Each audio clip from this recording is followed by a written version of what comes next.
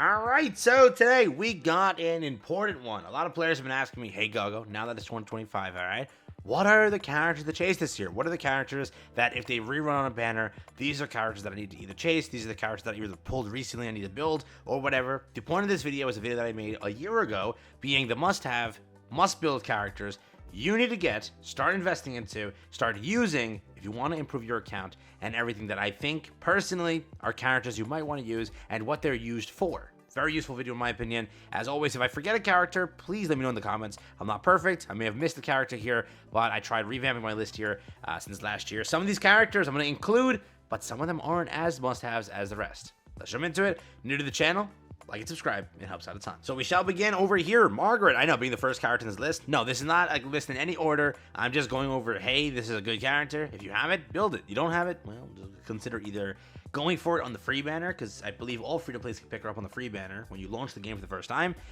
if you're a new player. And also, she's constantly free, so she'll be here again in the future.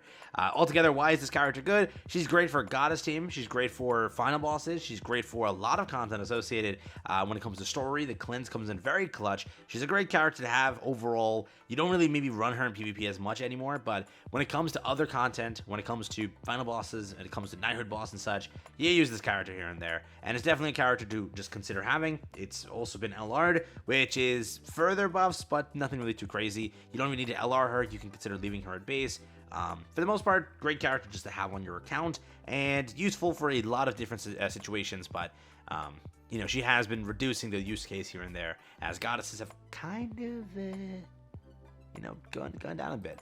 Beyond that, though this character you might have, might not, who knows, if they do a rerun of Slime, maybe it comes back. Millum is 10 out of 10. If you don't have Millum, you missed out completely. She is not for unknown team, a 10 out of 10 PvP character, and she actually excels in PvE as well when it comes to farming bosses and such. When I make a farming guide, Millum actually can clutch up so quickly on the bosses. It's not funny. I don't know when this character comes back, so for those that have her, invest. You don't have her, and you don't care for unknown team, well, don't really care for you here. A very powerful both PvE and PvP character, and a very fun character for farming stuff.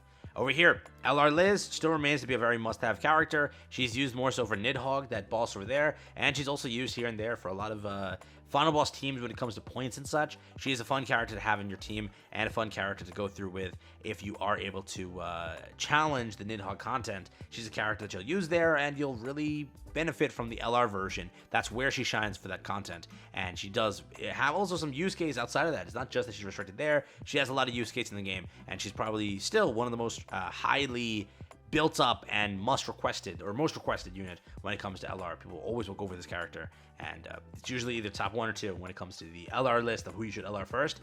It comes to her.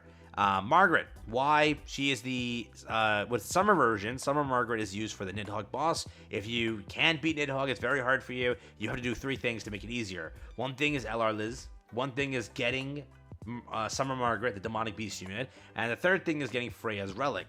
Those 3 things are done, boom, you have a very easy clear for Nidhogg, and it's like down to like 10 minutes or maybe less now to clear it, which is super cool. Okay, so altogether, Summer Margaret is still a must-have when it comes to demonic beast content, but you literally can use other teams without her, so up to you if you need her. Still though, a great pickup. Over here, still, Skull and Hottie is a very annoying boss, and having the unit designed for Skull and Hottie is always worth it. And for most of you who can't have an insane combat class on your team, being your, you know, box CC, where you're using stats, yeah, you just use her instead of using those other teams that are running out there. But she's a great character, and you might want to use her, okay? This one for Belmoth, okay? Hell Belmoth would love this. I believe that she has an insane relic now, by the way, and she also has a really cool passive. I'm pretty sure when you load into the game, she ranks you up. I'm pretty sure this is the character. With that, Belmoth clears a lot of PvE-oriented content. She's kind of a free character, so don't go chasing this banner, but she's a great character to have and a great character to have invested into for Hell Belmoth and other things associated.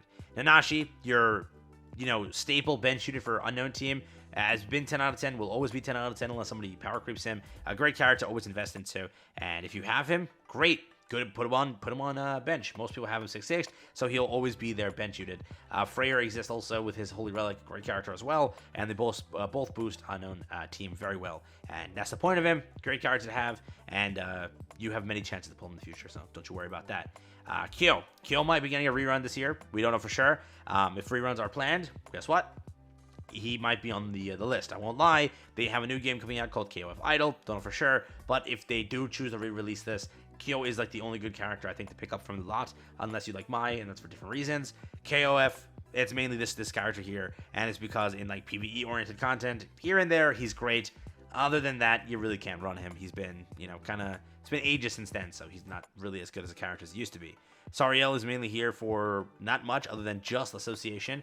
After all this time, you kind of don't use him, but he is there maybe on a spot content, but, still a great character to have, and it's mainly association.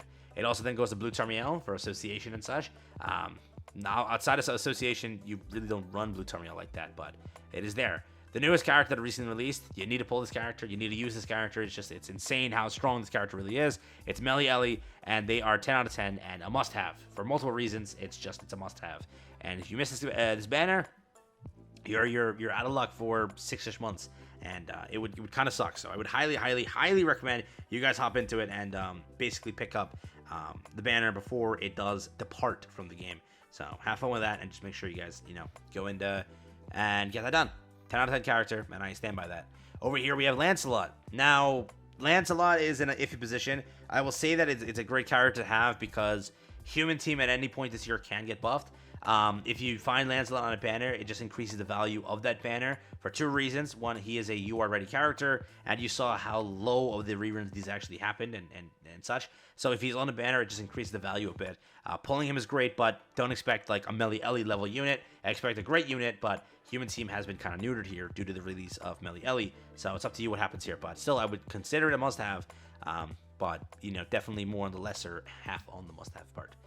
Baldur, you'll probably hate me for this one, but this character has made so many bosses to farm in like a second. You can literally load in and just die by the kill a boss like automatically because of the mechanic that he has, which is auto taunt. And when you load into a game and you increase the difficulty, Baldur can actually clear that in like 1.5 turns. That's how insane Baldur actually is. So if you are able to pick up Baldur this year, it's a great character to have for just farming content and such, and just cheesing bosses so quickly it's not even funny. And you can farm your things 10 times faster with him.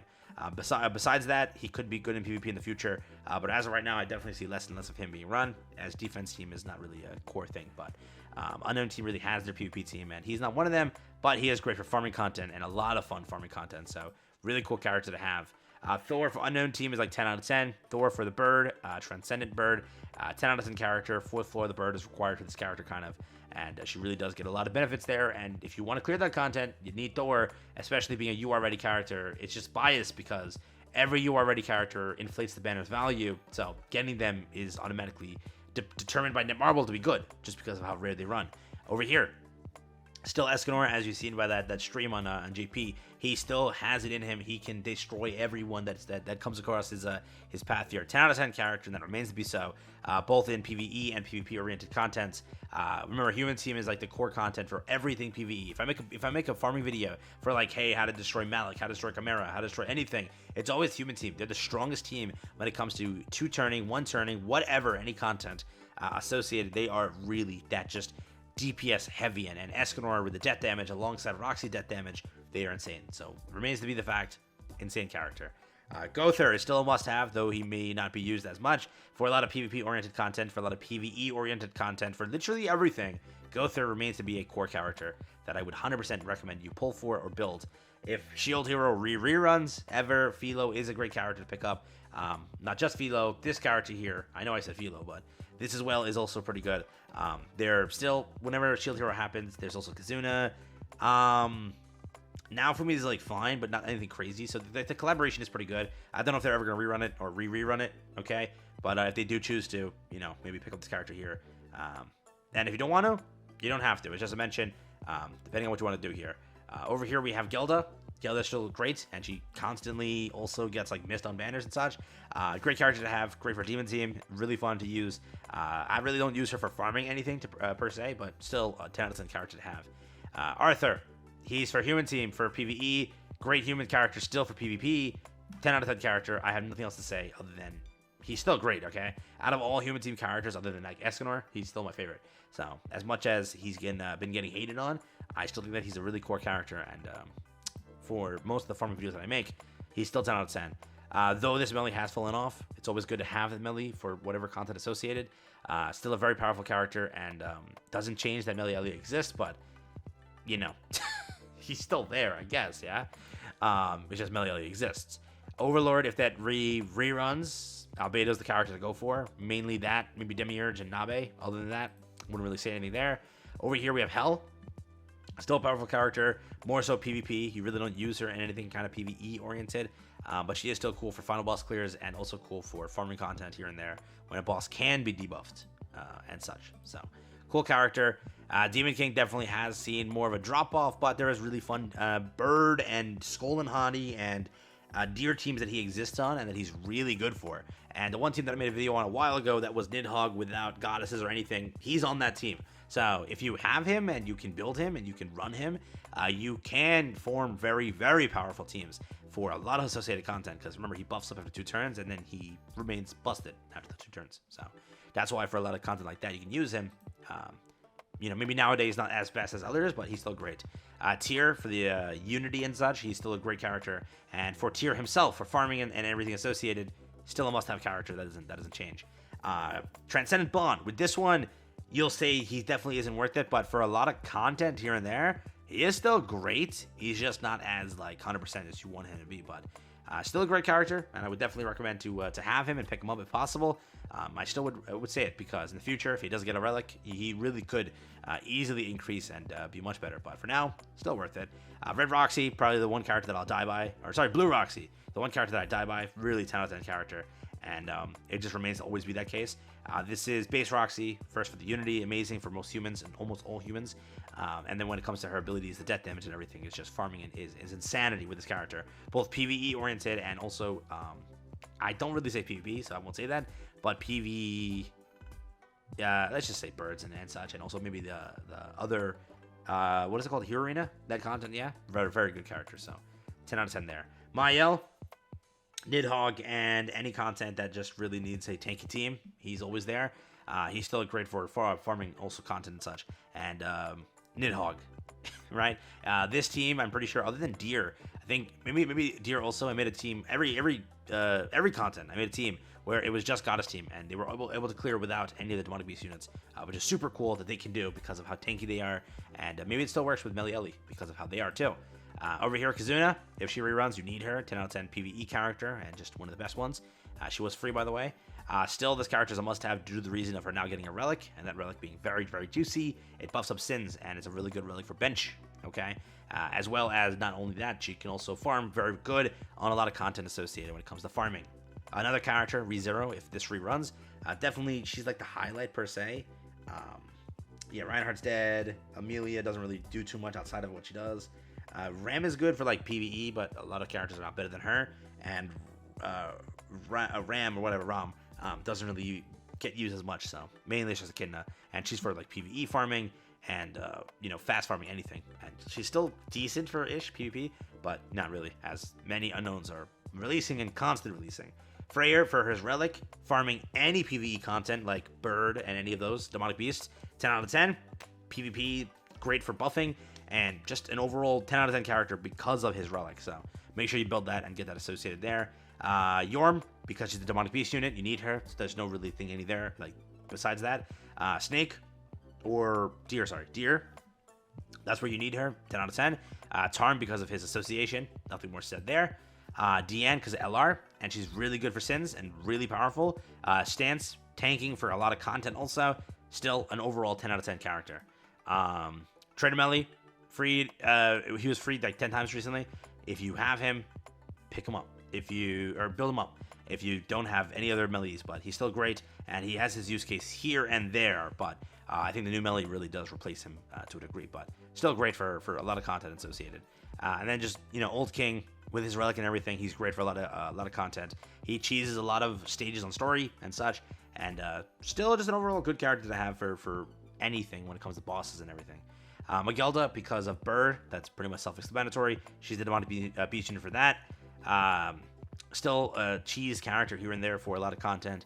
Free most of the time, so you don't really need her, but If you have her, you want to build her, you can use her for a lot of, bird and whatnot.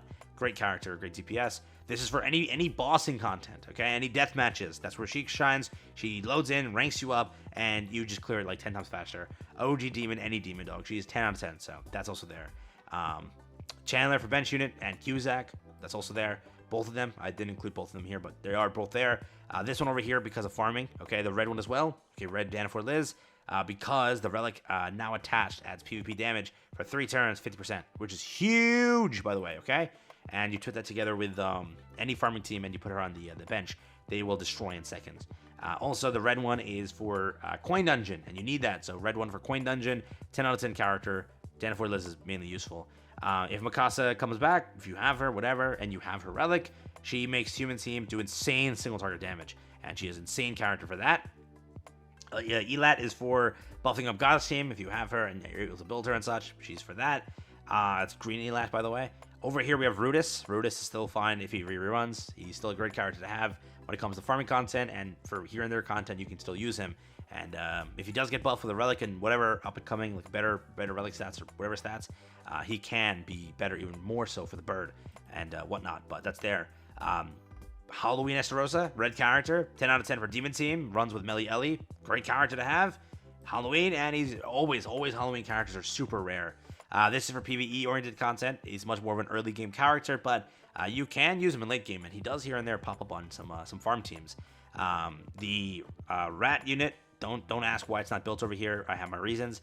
The rat unit over here is 10 out of 10 and functions and works. You need her for the rat, so rather the squirrel.